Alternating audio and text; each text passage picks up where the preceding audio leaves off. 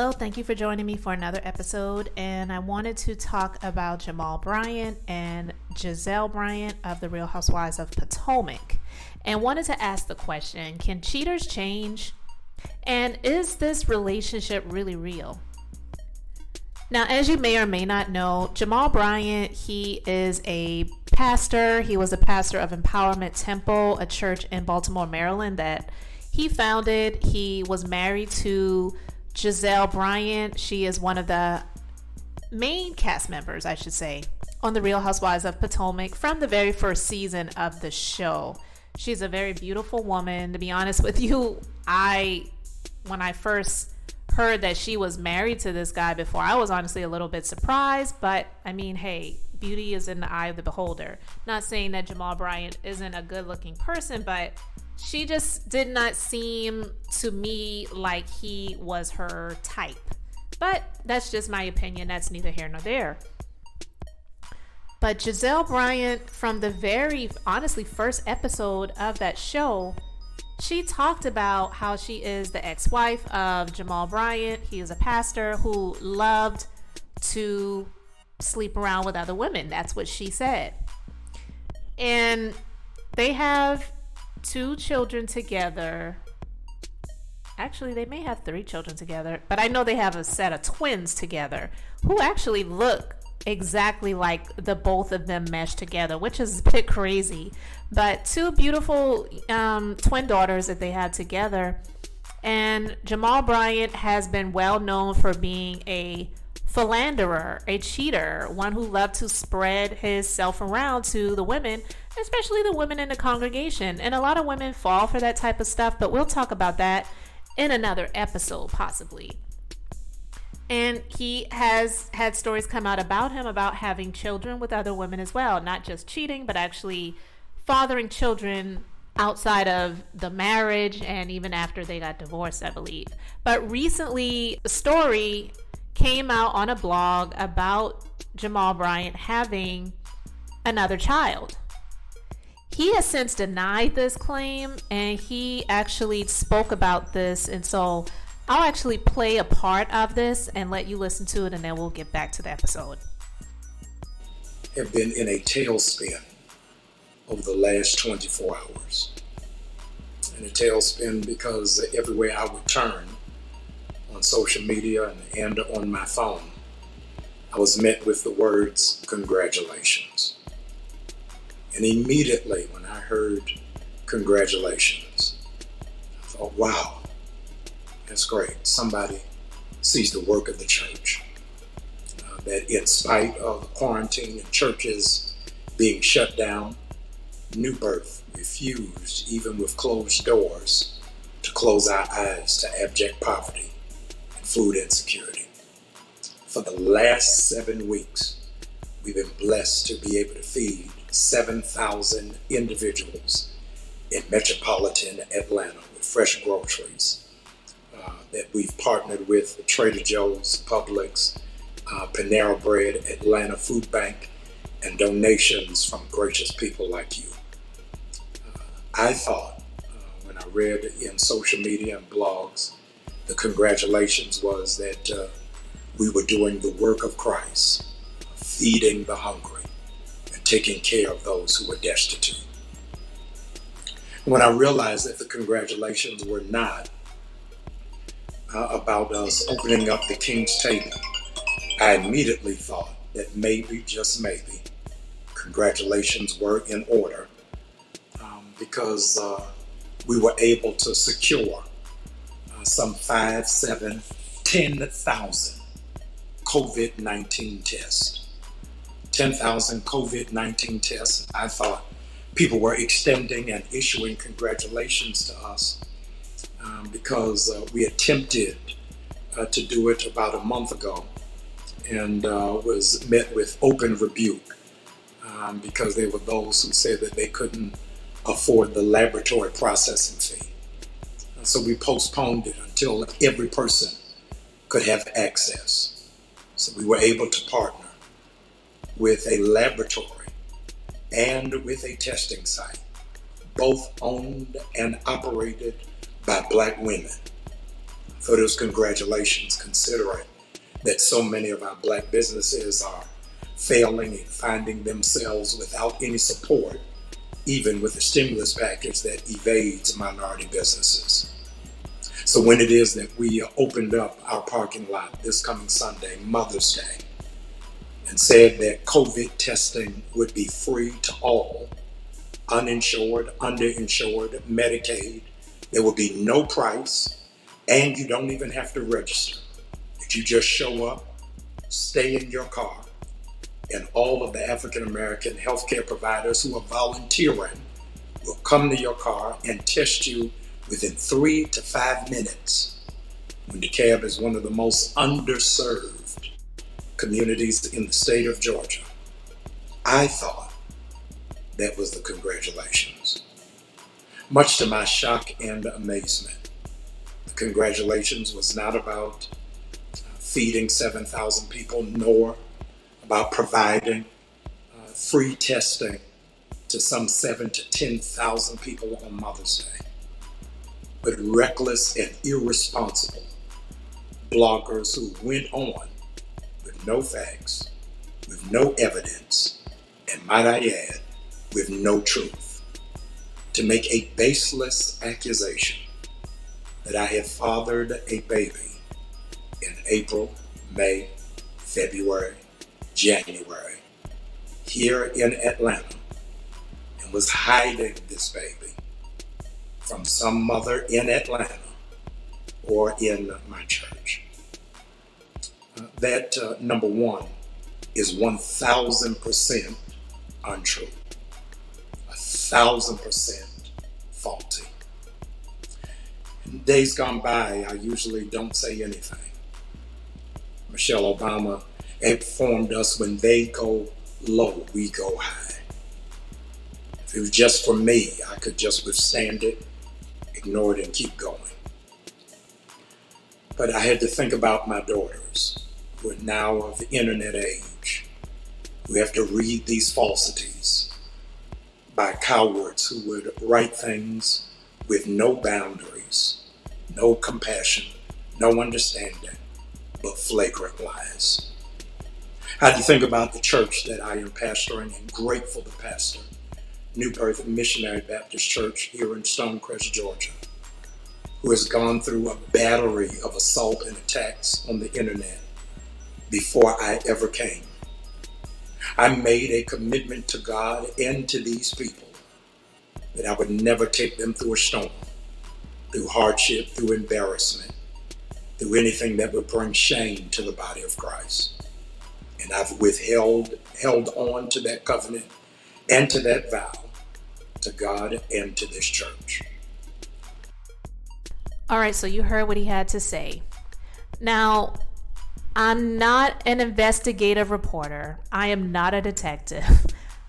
But sometimes I consider myself a good listener, and sometimes I hear things that I really don't want to hear. And one of the things that I heard when he was speaking was that even though he denied this, he didn't actually 100% deny this as being true. He was basically saying that this did not happen, and he listed months. He didn't say this didn't happen at all. He said some months. So I don't know if you picked that up, but you can listen to that part again, and then you can let me know in the comment section what you heard or what you picked up. Maybe I'm reaching, but that's what I picked up when I listened to it from the very first time. I've heard it several times already, but from the first time I listened to it, it was really weird to me because he was specifically naming months. And when something isn't true, you just come out and say that this is a lie. This isn't the truth. You don't really have to call out certain dates and days of the week, because sometimes it's like you're trying to play a shell game and, smoke and mirrors. So hopefully people will just pick up that you're denying, but you're not wholeheartedly denying. You're just denying certain time periods. And so that's what I picked up. But again, like I said, I could be wrong.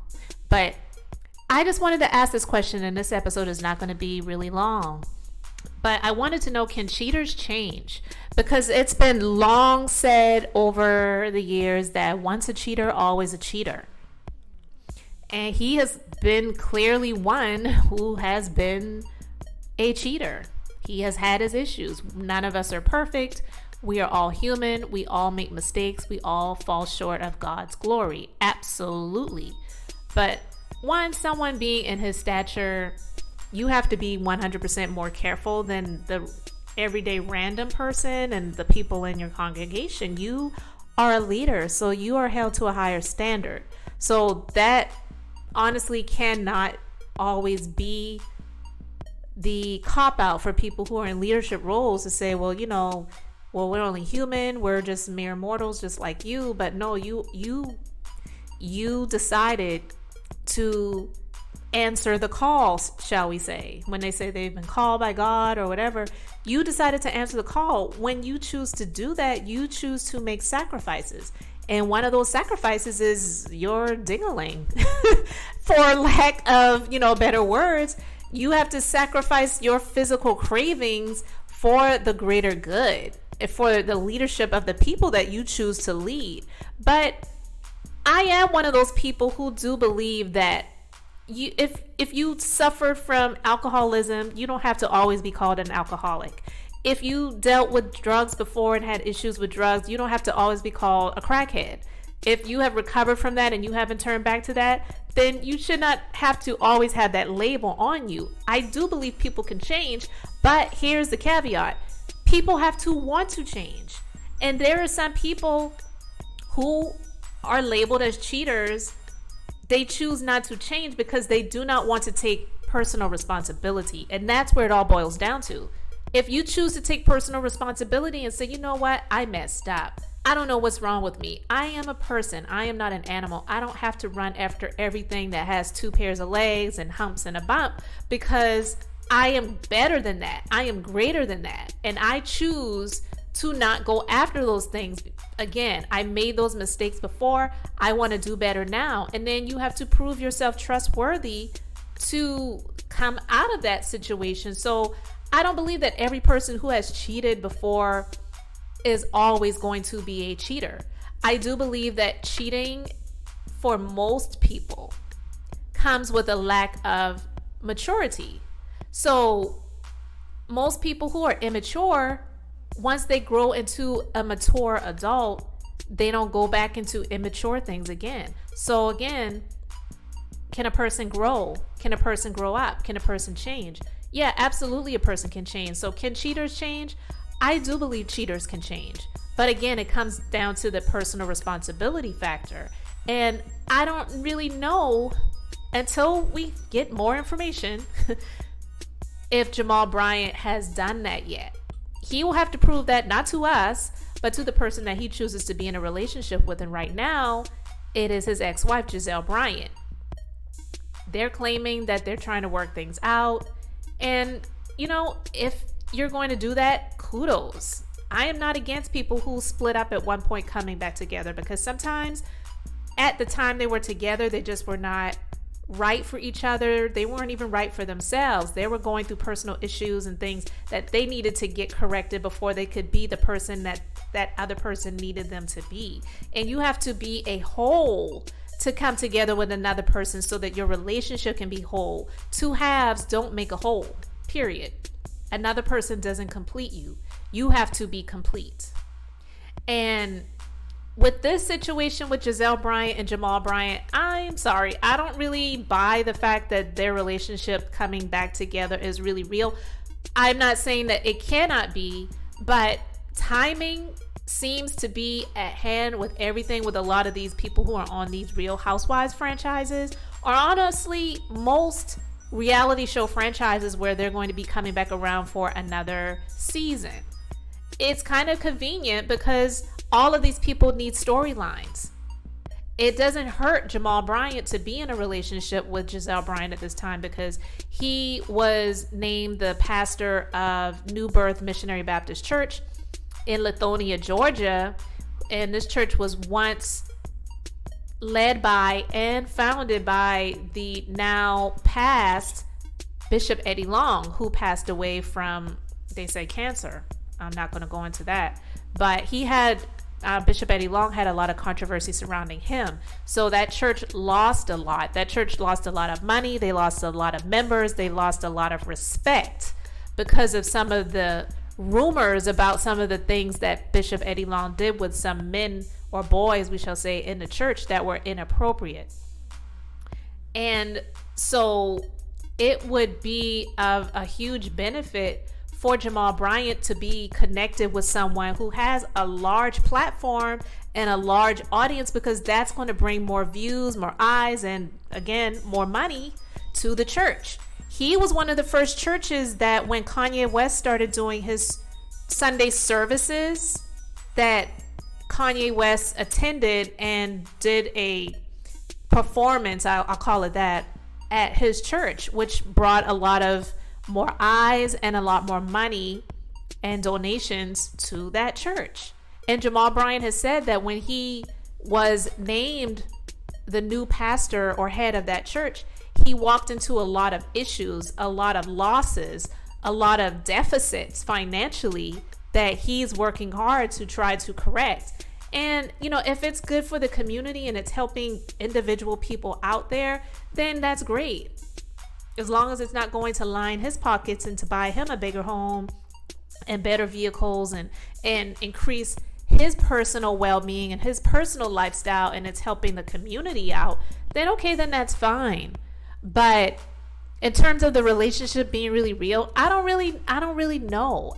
I will have to see for my own eyes, and I don't know how you guys feel about it, but please let me know in the comment section if you feel that this relationship is really real, and do you feel that cheaters can change?